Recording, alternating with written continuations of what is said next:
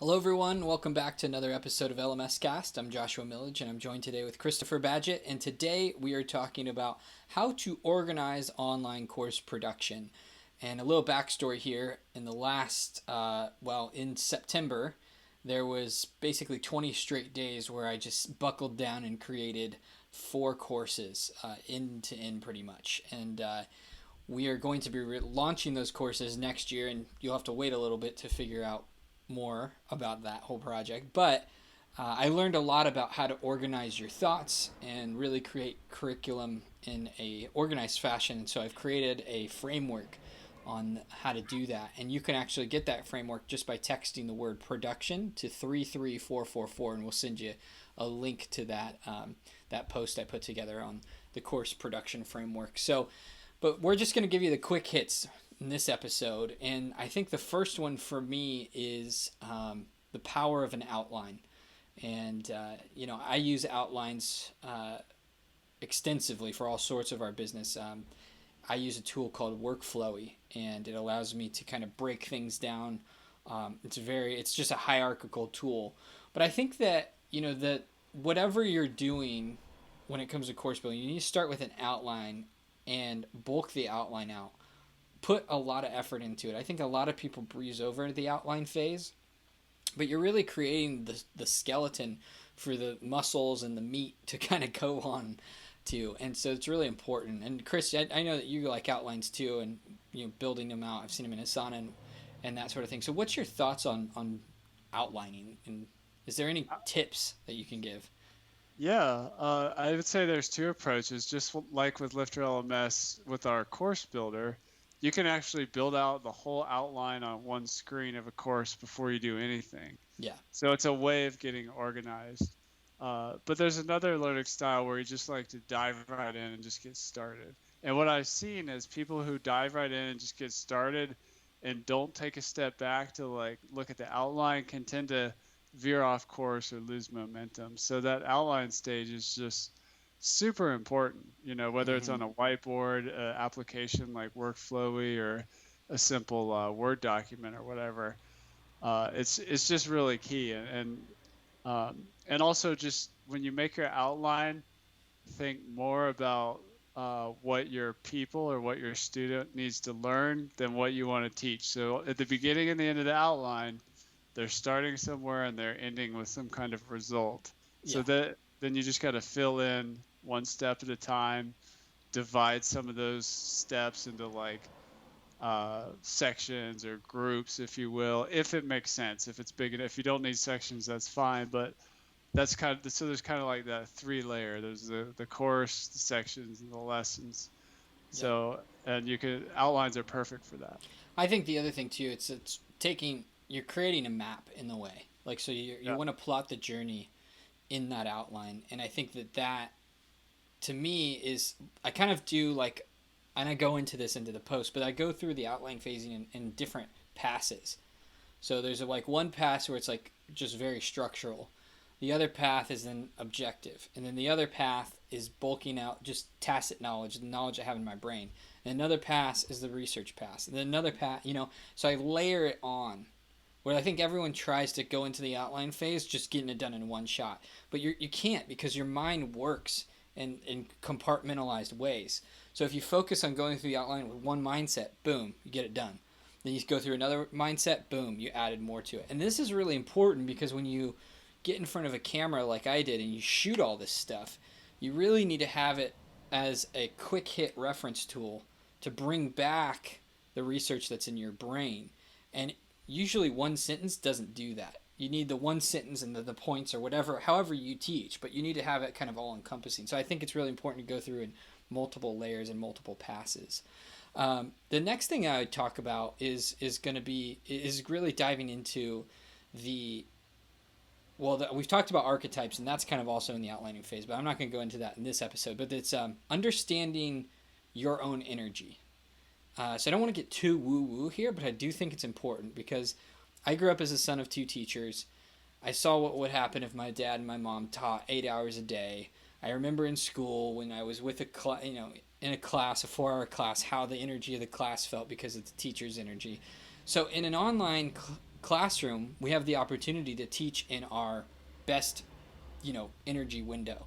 And so I think when it comes to organization, even if it costs a little bit more money because you have to book multiple half days, don't figure out what you can do. So what I mean by this is, if I were to record for a full day, what I record at the end of the day is going to be subpar compared to what I record in the first 3 hours. And that's, for me personally, I have about a 3 hour window. Any more than that, it's no good. It's probably okay, but I'm really critical and hard on myself. I'm kind of a perfectionist, but I really need to not push that window, because the education suffers, the course suffers when I do that. And because I'm letting my ego take control, and what I need to do is structure it so I'm really working at my highest energy level. When do I project the best? Because all of that is so much more important when you're doing digital content. It's true of writing, it's true of audio recording, it's true of video recording. It doesn't really matter the medium, but they will all be affected by your energy levels. And you don't have to rush things. If you're very proactive and you can go into the future and say, I'm going to record in 2 months, you can schedule yourself to have 4 days of 3 hour video shoots or whatever. Again, you have to kind of apply this to your own situation, but don't go, well, I'm going to book a day and I'm going to get 4 courses done in a day. Not going to work. And your courses aren't going to be, you'll have maybe like a portion of one course that's good, but the other courses aren't. So I think that energy component is just so important. Like if you look at a course marketplace, like Udemy that has a lot of courses, some of the most popular courses, like when you click on the intro video or one of the free lessons, you get a sense for the person who's teaching, and you're not just buying the what, the course, or the why. You're also buying the person. And if you're just like kind of there, just monotone on autopilot, it's not very compelling. Right. And when you do that outlining work, you're freeing up so much energy to not like think as much while you're teaching, so that you can really, have a presence on stage. I think it's such a great point. Well, because people, they don't necessarily buy what you do, they buy who you are. And of course they're buying for how you're going to help them. Yeah. But they do care, even if it's at a subconscious level, of how you present your energy. Well, it's easier on you as the teacher when you break things up that way. And the other thing is, we always hear like, well, no one finishes my course. Well, part of that, there's things you can do to make that completion, using technology, you can increase completion. Part of it though is the fact that instructor recorded it in the day, in one day, and the videos at the end of the day just suck. So the students drop off simply because the instructor's energy isn't there, the clarity isn't there, their focus isn't there. It's no wonder. It's not the student's fault, it's the instructor's fault, because they wanted to cram.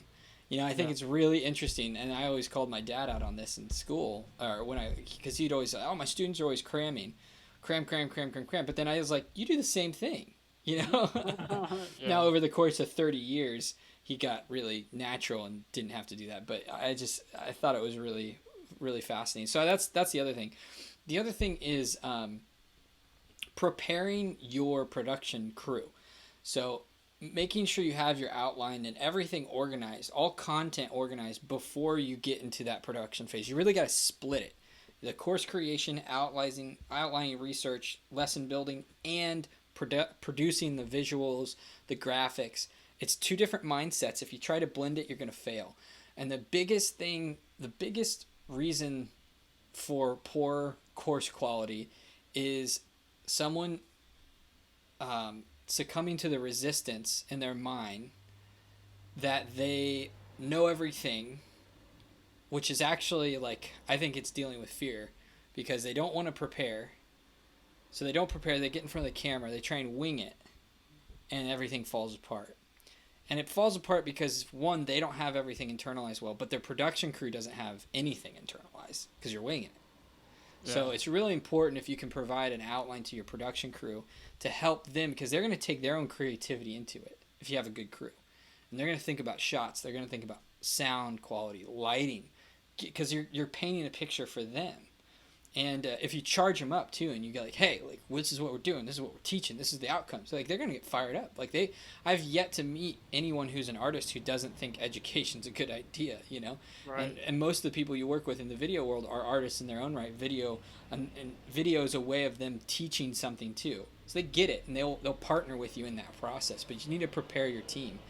And then there's also post production. Post production is kind of tying it all together. And the way that I like to teach personally is I like to intermix high quality video production with screencasts and like talk over PowerPoints.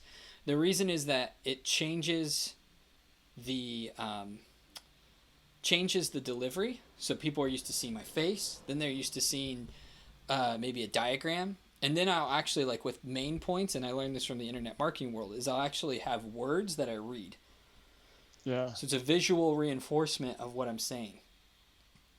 So from a course production standpoint, I break out, again, it goes back to the outline, to doing all the passes, but then I say these are going to be live video, and I'll say LV. I'll put them in brackets next to all the points that I'm doing live video. Then I'll go through with diagrams, D, brackets D for all that, boom, boom, boom. Then I do SV, screen video, for all the screen videos. And then SSV, it's just spoken screen video. SSV is like when you do the, here's my first point, and it says that on the screen. And so I break all that up, and then I can actually have batching sessions where I'm creating visuals with graphic designers, plugging that in. And then I'm, doing screencast, text voiceover, and I batch that because you don't want to switch back and forth. Eben Pagan says it really good in Wake Up Productive. You got to have these clean cuts.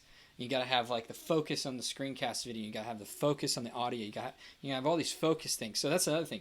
Comes back to having good organization, and then when you get into the production mode, you're really batching those. So those are the high level of the post and the framework that I've written up. Again, you can check that out at You just text us the word production to 33444, and you can get some more in-depth insights into how I, in 20 days produced 4 courses, which is pretty. I didn't think I could do it personally. I will say there was some caffeine abuse involved, but no, it was a very productive 20 days, and it was, and I'm really proud of what I produced for our team and for the upcoming course clinic, which you can find out very soon what I'm talking about. So, Chris, do you have any final thoughts for everyone? I would just encourage people to do that outlining time up front. It's going to save you so much headache and efficiency costs down the road. And also, to just dovetail on one of your points, is that we have to wear many hats as online course creators, especially if we're doing it all by ourselves. So you have to, think big picture. You got to think media types. You got to get into how you're going to teach and start building the flesh around the bones of the outline and wearing different hats. Then you got to come back through as an editor, make sure there's no spelling errors or anything. You got to get it all ready. Mm-hmm. And then you got to record your videos, you got to edit your videos. Now you got to set up your LMS.